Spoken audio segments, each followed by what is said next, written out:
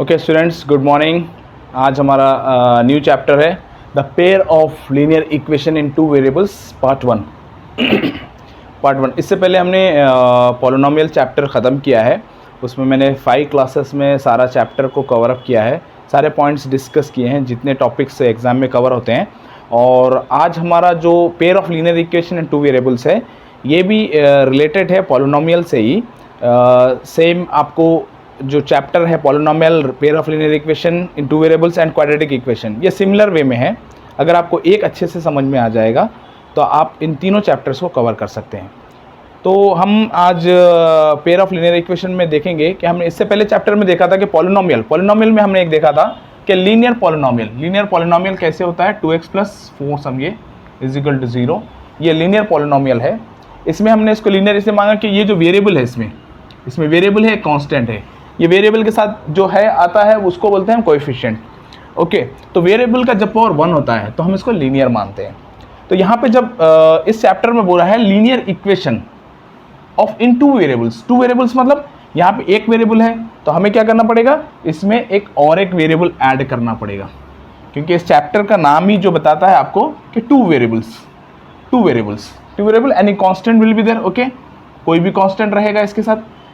तो ये बन गया आपका एक लीनियर इक्वेशन बना है, क्योंकि दोनों का पावर 1 है और 2 वेरिएबल्स है इसके अंदर, x एंड y 2 वेरिएबल्स है। ओके, अब इसने टॉपिक में ही बोल दिया है कि pair of linear equation in two variables.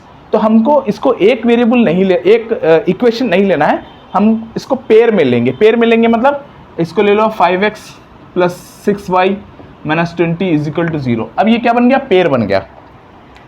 तो इस रिलेटेड टॉपिक में the pair of linear equation two variables में 2 वेरिएबल रिलेटेड जितने चीज़ें रहेगी हम इसको सारों को कवर अप करेंगे। इसमें 2 इक्वेशन आएंगे, इसमें आप x एंड y की वैल्यू को निकालोगे डिफरेंट मेथड से।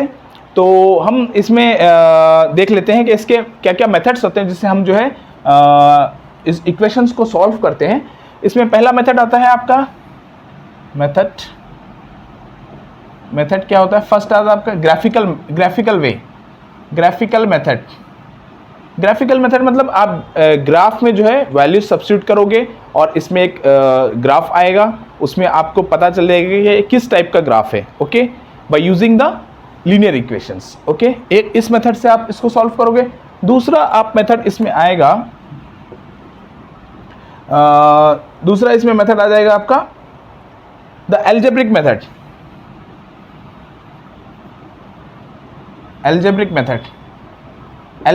में आपका क्या क्या होता है, आपका हो जाएगा इसमें ए हो जाएगा आपका सब्स्टिट्यूशन मेथड। सेकेंड बी हो जाएगा आपका एलिमिनेशन मेथड।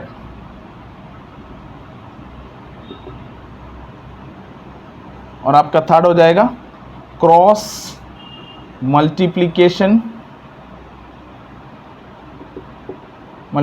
मेथड। ओके, इसमें एल्जेब्रिक मेथड में हम कैसे सॉल्व करेंगे इसको, एक इक्वेशन दे देगा आपको, इसको x एंड y का वैल्यू निकालना रहेगा, सब्स्टिट्यूट करके हम इसको वैल्यू निकालेंगे। एलिमिनेशन में हम क्या करेंगे, एक को पहले एलिमिनेट करेंगे, दूसरे का वैल्यू ले लेंगे, फिर दूसरे वैल्यू को सब्स्टिट्यूट करेंगे इक्वेशंस में, फिर दोनों का वैल्यू x एंड y का निकाल लेंगे। क्रॉस मल्टीप्लिकेशन में एक फॉर्मूला है जो मैं आपको बताऊंगा कि कैसे फॉर्मूला यूज करके आप इजीली जो है आप इसका सोल्यूशन निकाल सकते हो।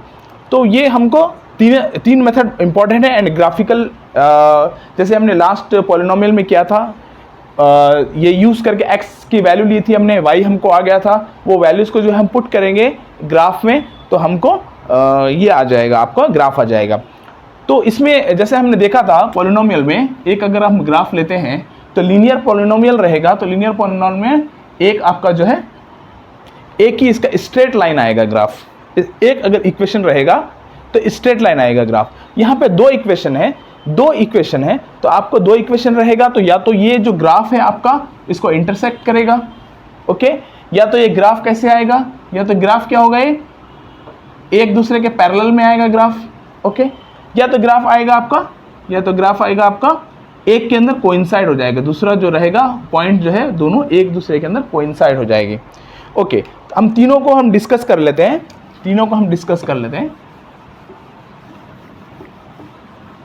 ओके,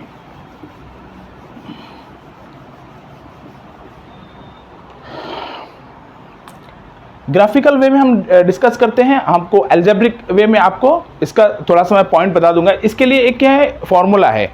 फॉर्मूला जैसा कि हम इसका एक ये क्या है, ग्राफ जो है एल्जेब्रिक एक्सप्रेशन है a1x plus b1y plus c1 is equal to 0 and a2x plus b2y plus c2 is equal to 0।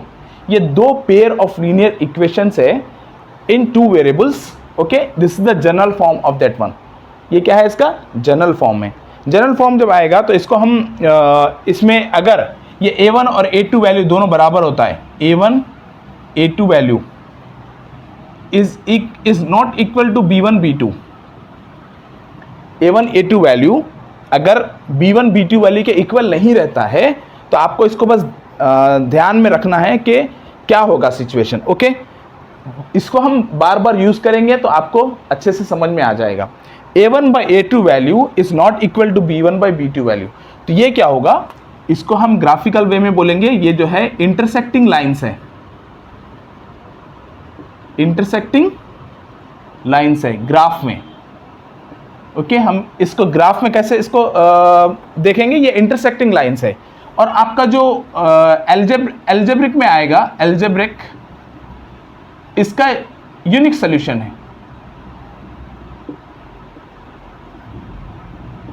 इसका ये मतलब जब a1 by a2 is not equal to b1 by b2 तो ये क्या रहेगा, एक यूनिक सोल्यूशन रहेगा। इसमें यूनिक सोल्यूशन का मतलब ये है कि आपको कोई एक x एंड y की वैल्यू आएगी। इसका मतलब ये है कि आपका ग्राफ ऐसे रहेगा और आपके दो लाइंस इंटरसेक्ट होंगे। ये जो पॉइंट रहेगा ये ऐसा पॉइंट रहेगा जिसमें आप वैल्यूज जो रहेगा उसका x एंड y कोऑर्डिनेट आएगा, यहाँ पे x एंड y कोऑर्डिनेट आएगा, एक ही कोऑर्डिनेट आएगा जो यूनिक सोल्यूशन रहेगा। यूनिक सोल्यूशन मतलब इसको हम जब सब्स्टिट्यूशन करेंगे तो ये वैल्यूज जो है 0 के बराबर हो जाएंगे। ओके, नेक्स्ट इसमें आता है a1 by a2 is equal to b1 by b2 is not equal to c1 by c2। a1 by a2 b1 by b2 ये दोनों वैल्यूज तो जो रहेंगी इक्वल रहेंगी, लेकिन c1 और c2 जो है ये इक्वल नहीं रहेगा इन दोनों के अगेंस्ट में। ठीक है, तो ये जो लाइंस होती है ग्राफ में ये होती है पैरेलल लाइंस। ये क्या होती है, पैरेलल लाइंस होती है। ओके, और इसका जो होता है आपका नो सॉल्यूशन आता है, नो सॉल्यूशन, सॉल्यूशन इसका कुछ नहीं रहेगा। क्यों, इसका रीजन ये है कि देखिए आप ये ग्राफ आप ले लीजिए, ऐसा ये ग्राफ ले लीजिए, दो पैरेलल लाइंस आ गई। ओके, दो पैरेलल लाइंस आ गए तो बताइए आप जब एक पॉइंट दूसरे को इंटरसेक्ट नहीं कर रहा है तो क्या वैल्यूज आप पुट करोगे कि ये इसका x एंड y वैल्यू 0 होगी, नहीं होगी, दोनों भी ग्राफ जो है अलग अलग आएगा। तो ये पैरेलल लाइंस है, इसका नो सॉल्यूशन, इसका सॉल्यूशन कुछ नहीं है।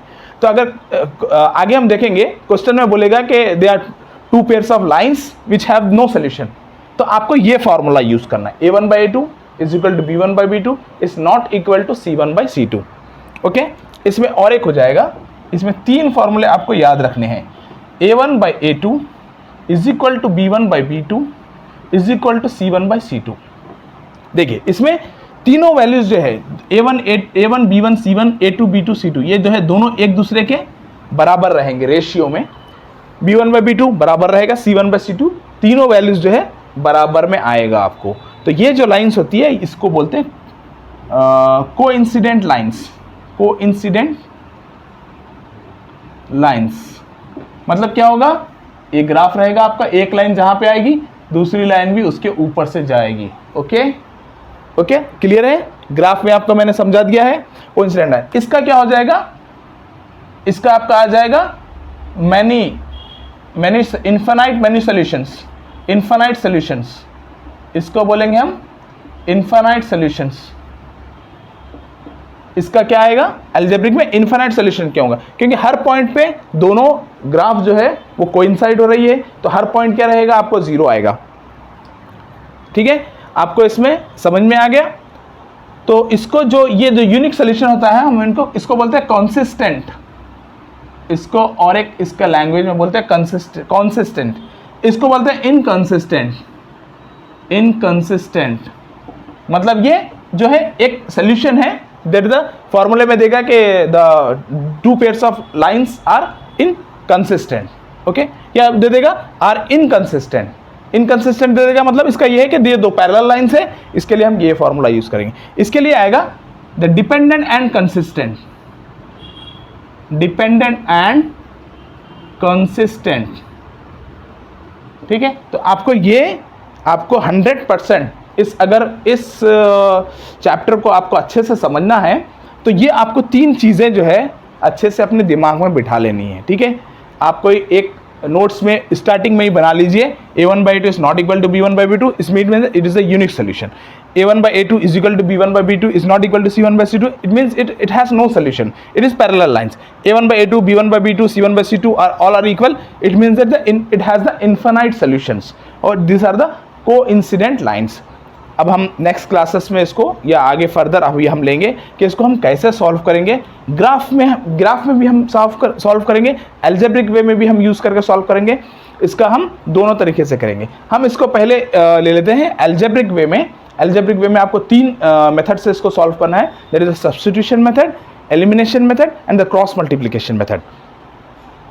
इसके बाद हम ग्राफ वाला लेंगे क्योंकि ग्राफ वाला उतना टफ नहीं है, लेकिन substitution, elimination and cross multiplication ये आपको अच्छे से आ जाएगा क्योंकि ग्राफ तो बहुत ही ईजी है, उसको बहुत आप आसानी से ले सकते हो, ठीक है। ये 4 मार्क्स क्वेश्चन है, सारे जितने भी आते हैं 4 मार्क्स में आते हैं, या फिर आप 1 मार्क्स 2 मार्क्स में भी आ सकता है। मैं आपको शॉर्ट आंसर्स भी करवाऊंगा और आपको साथ में लॉन्ग आंसर्स भी आपको मैं लूँगा। तो ओके, हम स्टार्ट करते हैं next topic, that is substitution method से। ओके स्टूडेंट्स, अभी एक हम 1 मार्क्स 2 मार्क्स की में आ सकता है क्वेश्चन, बहुत इजी है, जो भी हमने फॉर्मूले यूज़ किए हैं उसके बेसिस पे है। उसके बाद हम सब्स्टिट्यूशन मेथड करेंगे। ये देख लीजिए आप, they have the by comparing the ratios of a1/a2, b1/b2, c1/c2 state whether the line represented by the following pairs of linear equation intersect at A point parallel और आर कोइंसिडेंट। इक्वेशन हमको solve करके बताना है कि आपका जो ये point आ रहा है ये इंटरसेक्ट हो रहे हैं लाइंस, या आपके पैरेलल लाइंस है या आपके कोइंसिडेंट लाइंस है। कैसे हम करेंगे? हम क्या करेंगे देखेंगे कि इसमें a1 क्या है, a1 is equal to 5, b1 is equal to -4 and c1 is equal to 8, a2 is equal to 7, b2 is equal to 6 and c2 is equal to -9। Direct फॉर्मूले में यूज़ कर लोगे, सोल्यूशन लिखोगे इसको और गिवन करके यहाँ पर इक्वेशन लिख दोगे। उसके बाद इसके बाद ये लिखोगे, उसके बाद आप लिखोगे a1/a2, a1/a2 is equal to 5/7, b1/b2, b1/b2 is equal to -4/6, it means -2/3 and c1/c2, c1/c2 is equal to 8/9। It means that हमने ये देखा है कि a1/a2 is not equal to b1/b2। पहला ही हमारा पता चल गया कि 5/7 is not equal to -2/3। It means that the pair of linear equation in two variables are intersecting lines, are intersecting lines। Okay, या इंटरसेक्टिंग पॉइंट लिख दीजिए आप, जो भी क्वेश्चन में पूछा वैसे कर सकते हैं। नेक्स्ट ले लेते हैं हम, नेक्स्ट आपका, नेक्स्ट क्या है आपका a1, देख लीजिए यहाँ से a1 is equal to 9, b1 is equal to 3 and c1 is equal to 12, a2 is equal to 18, b2 is equal to 6 and c2 is equal to 12। Direct आप फॉर्मूला यूज कर लीजिए, a1/a2 is equal to 9/18 is equal to 1/2, b1/b2 is equal to 3/6 is equal to 1/2 and c1/c2 is equal to 12/12। It means that देखिए आप a1/a2 is equal to, ये क्या हो गया formula, a1/a2 is equal to b1/b2 हो गया, but it is not equal to c1/c2, it is not equal to c1/c2। c1/c2 क्या आ रहा है, 1 आ रहा है, 1/1 is 1। ओके, इससे पता चल गया आपको कि ये जो इक्वेशन फॉर्म हुआ है ये क्या है आपका, ये है आपका आप लिखोगे इसको, the pair of linear equation in two variables are the parallel lines और द पैरेलल पॉइंट्स। ओके, क्योंकि इसमें एक c1/c2 is not equal to, ये इसके बराबर नहीं है। ओके, अगर आप और एक इक्वेशन लेते हो उसमें सेम सब्स्टिट्यूशन करोगे, अगर ये भी a1/a2 b1/b2 is equal to c1/c2 हो जाता है तो वो क्या रहेगा, the pair of the linear equations are the coincident lines, are the coincident. और आप बोल सकते हो it has many infinite many solutions, इसको बोल सकते हो आप इट हैज़ यूनिक सोल्यूशन, इसको बोल सकते हो आप, ये जो क्वेश्चन 2 है इसको बोलते हैं जब पैरेलल लाइन्स है, इसके पैरेलल लाइन्स में हमने क्या बोलते हैं इनकंसिस्टेंट, ये इनकंसिस्टेंट है, इसका कोई सोल्यूशन नहीं, it has no solution, it has no solution. आपको ऑब्जेक्टिव टाइप में पूछ सकता है, आपको 1 मार्क्स में पूछ सकता है, आपको 2 मार्क्स में पूछ सकता है कि find out whether it is the whether it is having the pair whether it is having the unique solution or has no solution, ठीक है। तो आपको देना पड़ेगा yes it has unique solution और इट हैज़ नो सोल्यूशन। जो भी आपका इक्वेशन आएगा उसको सॉल्व करके आप ये फार्मूला यूज़ करोगे डायरेक्ट, तो आपको इन सब से आपको पता क्या चला, इन सब से हमको पता ये चला कि ये जो पॉइंट्स है, ये जो a1/2 is not equal to b1/2, ये आपको याद रखना है, इट हैज़ यूनिक सोल्यूशन। इसका मतलब ये है आपका ये आएगा a1/2 b1/2 c1/c2, इसका मतलब है it has infinite solution, it is the coincident lines. Okay, बार बार मैं रिपीटेशन कर रहा हूँ आपको ताकि आपको अच्छे से इसको आप दिमाग में बिठा लो, याद कर लो। नेक्स्ट क्वेश्चन है हमारा solve the pair of equation by using the substitution method. ऐसे ही आएगा क्वेश्चन में, डायरेक्ट क्वेश्चन आएगा, ये इक्वेशन 2 दे दिया है तो इसको हम डायरेक्टली स्टार्ट करेंगे। सोल्यूशन गिवन दैट, गिवन क्या है हमारा, दिया हुआ है 3x - 5y = -1, इसको हम इक्वेशन 1 ले लेते हैं, एंड x - y = -1, इसको हम इक्वेशन 2 ले लेते हैं। ओके, जो दिया हुआ है हमको, हम उसको नहीं लिया। Let x - y = -1, therefore x क्या हो जाएगा, x = y - 1। ये y को आपने इधर लेके चले गया तो ये +y हो गया, -1 हो गया, तो आपको x = क्या आ गया, y - 1। तो आप क्या करोगे, आप इस वैल्यू को, जो x का वैल्यू है, इसको आप ले लोगे इक्वेशन 3, सब्स्टिट्यूट, आप लिखोगे substitute x value in equation 1। आप इक्वेशन 1 भी ले सकते हो, इक्वेशन 1 लेगो आप, 1 लोगे आप, क्योंकि क्या है आपने इसको सब्स्टिट्यूट किया है, आपको इसके अंदर सब्स्टिट्यूट करना है उस वैल्यू को, तो आप ले लोगे क्या है 3x के वैल्यू आप क्या ले रहे हो, y - 1, इसको लिख दोगे y - 1 -5, y की जगह y लिखोगे, सॉरी इसको आप ऐसे ही लिख दोगे 5y -5y को ऐसे ही लिख दोगे आप = -1। ओके, तो ये क्या बन गया अभी 3y - 3, 3 × y, 3 × 1 3, 3 × y 3y, 3y - 3 -5y = -1 हो गया ये। ओके, तो -3y - 5 ये हो जाएगा -2y - 3 = -1। ओके, तो अब हो जाएगा -2y = 3 - 1, -2y = 2, y = -1। ओके, ये आप स्टेप बाय स्टेप ऐसे ही आपको एग्जाम में इसको स्टेप बाय स्टेप करना है। देख लीजिए एक बार फिर से, x = हमने क्या किया, x - y = 1 है हमारा, गिवन है ये, तो इसको हमने क्या किया, y को इधर ले गए तो हम x = क्या हो गया, y - 1 हो गया हमारा। ये वैल्यू को हमने सब्स्टिट्यूट किया है, x की वैल्यू को हमने इक्वेशन 1 में इसमें सब्स्टिट्यूट किया है, तो x जहाँ रहेगा हम उसकी जगह क्या लेंगे, y - 1 ले लेंगे। ओके, तो हमने देखा यहाँ पे 3 × y 3y हो गया, 3 × 1 3 हो गया, -5y ऐसा लिख दिया = -1 हो गया, 3y - 5y - 2y - 3 = -1, -2y = 3 - 1, -2y = 2, y = -1। Now इसके बाद क्या करेंगे हम, इसके बाद हम फिर से ले लेंगे substitute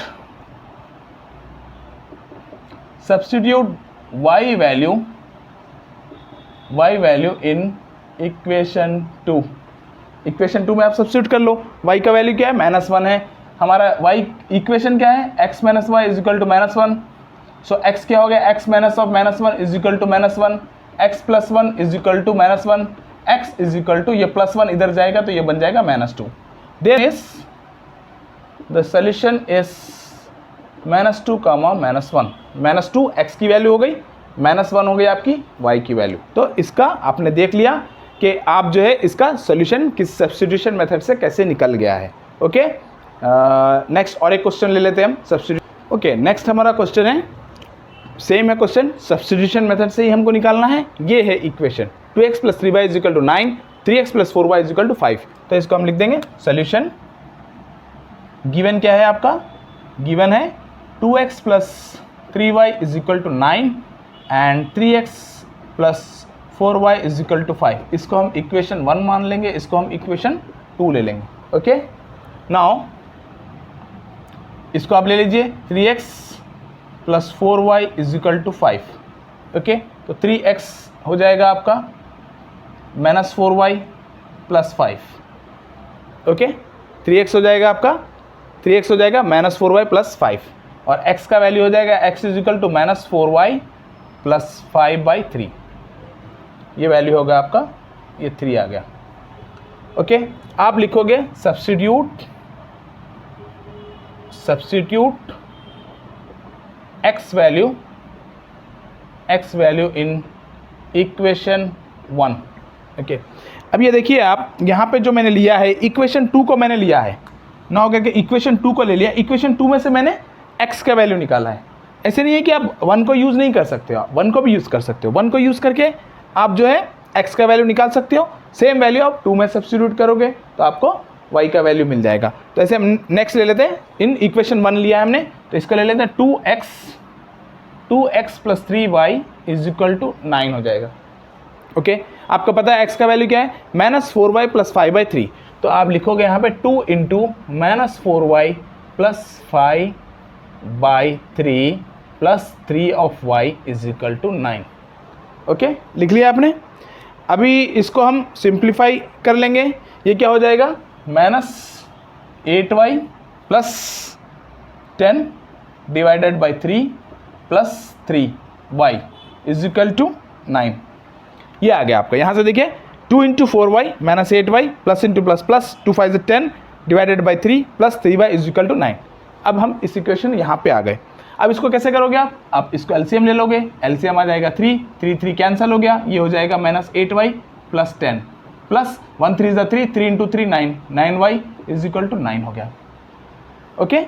so -8y is 9y is y + 10 = ये मल्टीप्लाई होकर इधर जाएगा, ये बन जाएगा 27, ओके। 9 3 = 27, सो y का वैल्यू आ गया आपका, ये 10 को इधर लेके जाइए, 27 - 10 = 17। देखिए आपका y का वैल्यू निकल के आ गया। ये आप 4 भी ले सकते हो या आप नहीं भी ले सकते हो। पुट, इसको लिख दोगे, put y value in equation 1, equation 1 में आप इसको रख दोगे y का वैल्यू, तो you will get x। y का वैल्यू क्या है आपका, इक्वेशन 1 क्या है, 2x + 3y = 9, 2x + 3 × 17 = 9। आपने देखिए y की जगह 17 रख दिया, ओके। सो ये क्या बन गया, 2x + 17 3 हो जाएगा 21, 51 = 9, 2x = 9 - 51, x = इसमें से 42 / 2 -21, x का वैल्यू आपको क्या आ गया, -21,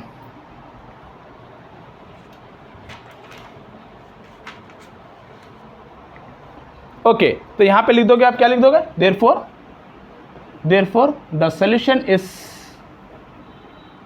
-21, 17, -21, 17। ऐसे ही आप जो है कोई भी आपको इक्वेशन देगा तो आप इसको डरना नहीं है, आपको स्टेप बाय स्टेप कैसे करना है आपको ये पता होना चाहिए। सब्स्टिट्यूशन मेथड बहुत इजी होता है, आपको बस जस्ट सब्स्टिट्यूशन करना है और थोड़ा सा यहाँ पे कैलकुलेशन आएगा, वो कैलकुलेशन आप सही से कर लोगे तो आपको x एंड y का वैल्यू आपको मिल जाएगा, ओके। अभी हम थोड़ा सा इससे थोड़ा सा लेवल अप करते हैं और थोड़ा सा एक टफ क्वेश्चन ले लेते हैं, ओके। नेक्स्ट हमारा क्वेश्चन है सेम सब्स्टिट्यूशन मेथड में, हमने ले लिया है x + 6/y and 3x - 8/y = 5। Solution start करोगे आप, सोल्यूशन गिवन क्या है, x + 6/y = 6 and 3x - 8/y = 5। ये आपका इक्वेशन 1 हो गया, ये आपका इक्वेशन 2 हो गया, ओके। 2 इक्वेशन आ गए आपके। अब क्या करोगे, नाउ आप कोई भी एक इक्वेशन को उठा लो, 1 या 2 को, मैं उठा लूँगा 2 को, तो 3x - 8/y = 5, ये माइनस साइन इधर जाएगा तो ये बन जाएगा 3x = 8/5 8/y + 5, ओके। अब ये 3 यहाँ पे है, इसको डिवाइडेड में डाल दीजिए तो ये हो जाएगा x = 1/3 8/y + 5, ओके। ये हो गया आपका इक्वेशन 3। ये आगा सब्स्टिट्यूट वैल्यू होगा आपको इसमें एक मांग लिया as a 3, put x value in equation 1। Equation 1 क्या है आपका? इक्वेशन 1 है आपका x plus 6/y is equal to 6। x plus 6/y is equal to 6, आपका ये इक्वेशन 1 आ गया। आपको कुछ नहीं करना है, ये वैल्यू को यहाँ पे सब्स्टिट्यूट करना है। ये हो जाएगा 1/3 of 8/y plus 5 plus 6/y is equal to 6। इसको आप सिंप्लीफाई कर लो। 1/3 इंटू 8/y, ये हो जाएगा 8/3y प्लस 5/3 क्या है? Plus 6/y is equal to क्या है? इज इक्वल टू है 6। अब देखिए इसमें से आप क्या कॉमन ले सकते हो? इसमें से आप 3y है, 3 है, y है, तो आप ले लो 3y। 3y ले लो आप। 3y कैंसिल हो गया, ये बन गया 8 प्लस 3 और 3 कैंसिल हो गया, y बचा, y plus 5 5y plus y cancel हो गया, 3 into 6 18 is equal to 6। Again simplify, इसको क्रॉस मल्टीप्लीकेशन कर लो। ओके, तो ये बन जाएगा 8 plus 5y plus 18 is equal to 6 3 18y। Okay, अब हमको y एक जगह करना है, कांस्टेंट एक जगह करना है, तो ये y को आप इधर ले लो, तो ये बन जाएगा 13y। ये हो जाएगा 18 प्लस 8, 18 प्लस 8 हो जाएगा आपका 26। So y is equal to 26/13 is equal to 2। क्या आ गया? आपने y को इधर 13 को इधर नीचे ले लिया, y is equal to 26/3 is equal to 2। y का वैल्यू आ गया 2। Put y value in equation 1। Equation 1 क्या है आपका? x plus 6/y is equal to 6। y का वैल्यू 2 है, यहाँ पे 2 लोगे, so x plus 6/2 is equal to 6। 2 1 2 3 x is equal to, ये 3 को इधर ले जाओगे, 6 minus 3 is equal to 3। therefore the solution is 3,2।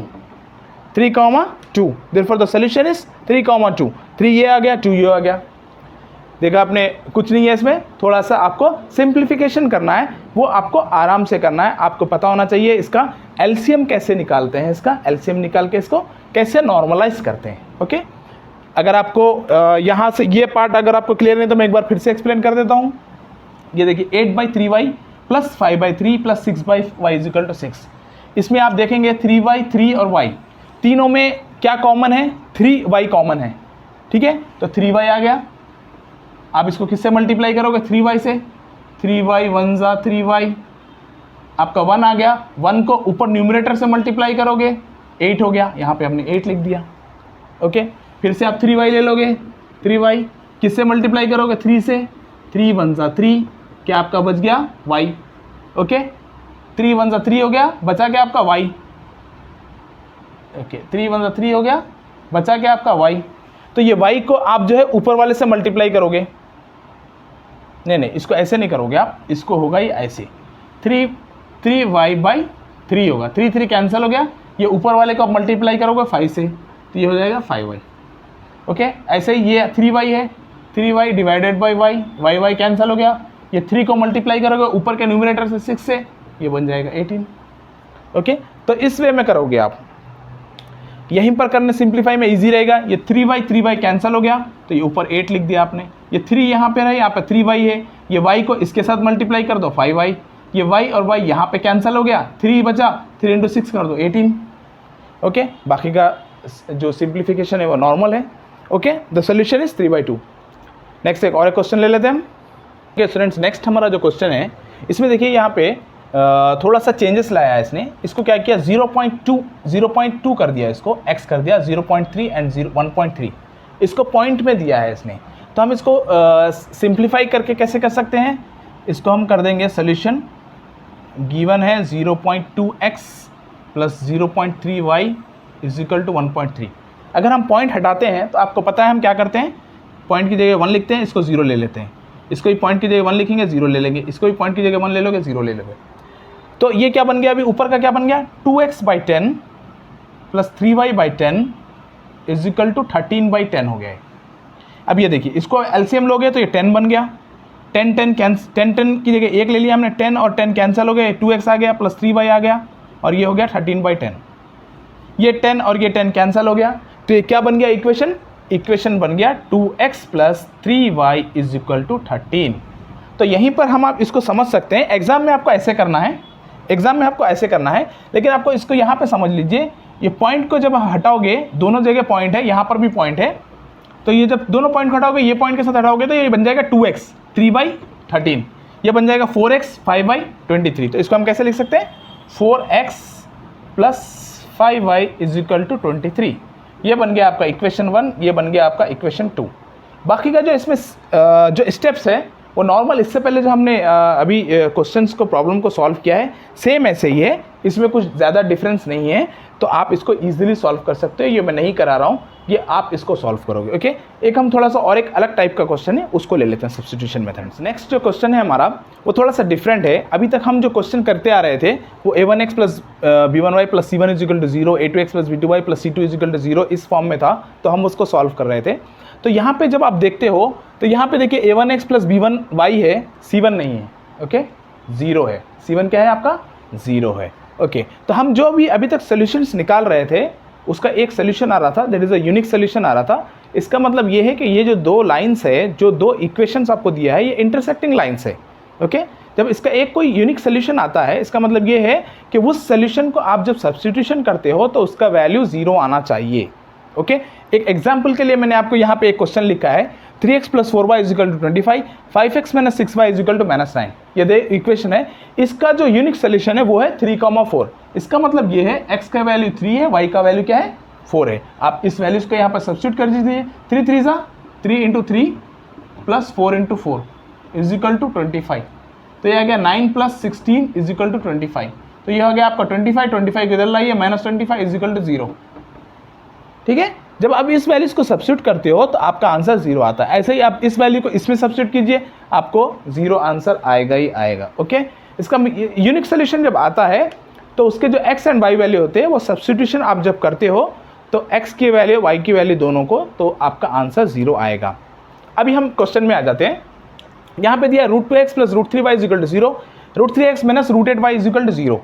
दो आपको इक्वेशन दे दिए हैं, हम इसको गिवन मान लेते हैं। Given is equal to √2x plus √3y is equal to 0 and है √3x minus √8y is equal to 0। ये आपका इक्वेशन 1 हो गया, ये आपका इक्वेशन 2 हो गया। ओके, अब हम ले लेते हैं now √3x minus √8y is equal to 0। इसको हम कैसे कर सकते हैं, x की वैल्यू आपको निकालना है, तो आप क्या करोगे, √3x is equal to √8y, इसको इधर लेके चले गए आप, तो ये यहाँ पे √8y आ गया। x क्या हो जाएगा, √8/√3 ऑफ y। ओके, ये हो गया आपका 3। Substitute x value in equation 1। Okay, x value क्या करोगे आप, सब्स्टिट्यूट कर दोगे इक्वेशन 1 में, तो ये हो गया √2 into √8/√3y plus √3y is equal to 0। ये आपका आ गया। ओके, अब इसको आप और सिंप्लीफाई कर दो, कैसे होगा, √2 इंटू √8 क्या हो जाएगा, √16 divided by √3y plus √3y is equal to 0। Okay, अभी नेक्स्ट आप थोड़ा सा इसको ऊपर लिख लेते हैं। ये हो गया आपका √16 क्या हो जाएगा आपका 4, √16 क्या हो जाएगा आपका 4 divided by √3y plus √3y is equal to 0। ये हो गया। अब y दोनों में कॉमन है, y ले लीजिए यहाँ पे, 4/√3 प्लस √3 इज इक्वल टू 0। तो यहाँ से आप देख सकते हो ये y जो है बराबर है 0 के, तो आप इसको लिख सकते हैं y is equal to 0, 4/√3 plus √3 is not equal to 0। ये इक्वल टू 0 नहीं है। यहाँ पे ये इसलिए आया है तो ये हम वैल्यू को सब्स्टिट्यूशन में नहीं लाएंगे, ये वैल्यू को हम सब्स्टिट्यूशन में नहीं लाएंगे, हम y इज इक्वल टू 0 ले लेंगे, क्योंकि y का वैल्यू 0 आया है, y इज इक्वल टू हम 0 ले लेंगे। ओके, तो ये इसका एक फैक्टर हो गया ये इसका क्या हो गया, फैक्टर हो गया। अब आप देखिए y इज इक्वल टू 0 आया है, तो y जब 0 आ गया तो सब्स्टिट्यूट कर दो आप, substitute y is equal to 0 in equation 1। Equation 1 में आप सब्स्टिट्यूट कर दोगे y इज इक्वल टू 0, तो आपका क्या आ जाएगा, √2x plus √3 into 0 is equal to 0, √2x plus 0 is equal to 0, √2x is equal to 0 means x is equal to 0. Therefore the solution is 0,0. इसका मतलब ये इसका सोल्यूशन क्या आया है, ये 0, ये इक्वेशन तभी जो है आपका बनेगा तब इसके दो वैल्यूज जो रहेंगे 0 रहेंगे, x भी 0 y भी 0 रहेगा, क्योंकि यहाँ पे कांस्टेंट टर्म जो आ गया वो 0 आ गया. कांस्टेंट टर्म 0 है इसीलिए इन दोनों के वैल्यूज भी जो है 0 आए हैं. अगर यहाँ कांस्टेंट टर्म कुछ देता वो, जिससे ये पता चलता आपको कि उसको माइनस करने पर आपको वैल्यू 0 आ रहा है, तो ये इसके वैल्यूज़ फिर नहीं आते, कुछ चेंज वैल्यूज़ आते. ओके, तो आपको यहाँ पे याद रखना है, जब आप ऐसे टाइप का इक्वेशन आएगा तो आप y इज इक्वल टू 0 ले लोगे और ये जो value is equal to not 0 है तो इसको आप हटा दोगे, इसको आप हटा दोगे, y इज इक्वल 0 सब्स्टिट्यूट करके आप इक्वेशन लेके आओगे. ओके, ये आपको थोड़ा सा कन्फ्यूजन हो रहा होगा समझने के लिए. इसको मैं यहाँ पे ऐसे बताता हूँ आपको. हमने इससे पहले चैप्टर में किया था, आपको याद होगा, x³ minus x² is equal to 0. ये है, इसके आप फैक्टर्स कैसे निकालोगे, तो इसको आप क्या करोगे, x² आप कॉमन ले सकते हो, ये हो जाएगा x minus 1 is equal to 0 is equal to 0. तो x³ है यहाँ पर, तो क्यूबिक पॉलिनोमियल में क्या होता है, 3 फैक्टर्स आते हैं आपके, 3 फैक्टर्स आते हैं. ओके, तो यहाँ पे देखिए इस x² के इक्वल हो गया 0, x² इज इक्वल टू 0, और ये x माइनस 1 भी हो गया, x minus 1 is equal to 0. इसको हम ऐसे लिख सकते हैं. तो ये क्या हो गया, x का वैल्यू आ गया 0, एक वैल्यू आ गया, x का वैल्यू एक वैल्यू आ गया 1. तो इसके यहाँ पे एक्चुअली यहाँ पे x² इज इक्वल टू 0 है, इसीलिए यहाँ पे 2 वैल्यू आने चाहिए, लेकिन यहाँ पे 0 है तो 0 एक ही वैल्यू रहेगा, x इज इक्वल टू 1 आ गया. तो यहाँ पे क्यूबिक फैक्टर के ये वैल्यूज निकल के आए हैं. ओके, अगर यहाँ पे समझे 0 की जगह आपको यहाँ पर 4 दे देता, तो आप बताइए क्या होता, x² 4 के बराबर हो जाता और x माइनस 1 भी 4 के बराबर हो जाता. तो आप क्या करते हैं फिर, x² 4 is equal to plus minus 2 value आ जाती है इसकी.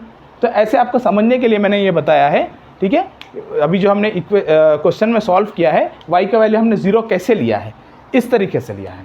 ओके, तो यहाँ पर हम सब्स्टिट्यूशन मेथड का हमने कवर कर लिया है. अभी हम नेक्स्ट जो क्लास में लेंगे एलिमिनेशन मेथड लेंगे और आपका क्रॉस मल्टीप्लिकेशन मेथड लेंगे. इसमें जितने टाइप के क्वेश्चन आपके बनते हैं एग्जामिनेशन पॉइंट ऑफ व्यू में, और आपके जितने थोड़ा सा डिफ़िकल्ट टाइप के क्वेश्चंस होते हैं वो भी हम लेके सॉल्व करेंगे. इसको नेक्स्ट क्लास में आपको डेफिनेटली हम करेंगे. अगर आपको वीडियो पसंद आया, मेरा एक्सप्लेनेशन समझ में आ रहा है, तो इसको लाइक करिए और इसको शेयर भी करिए, और अगर आप सब्सक्राइब कर सकते हैं तो इसको सब्सक्राइब करिए मेरे चैनल को, और ज़्यादा से ज़्यादा शेयर करिए आपको अगर समझ में आ रहा है तो.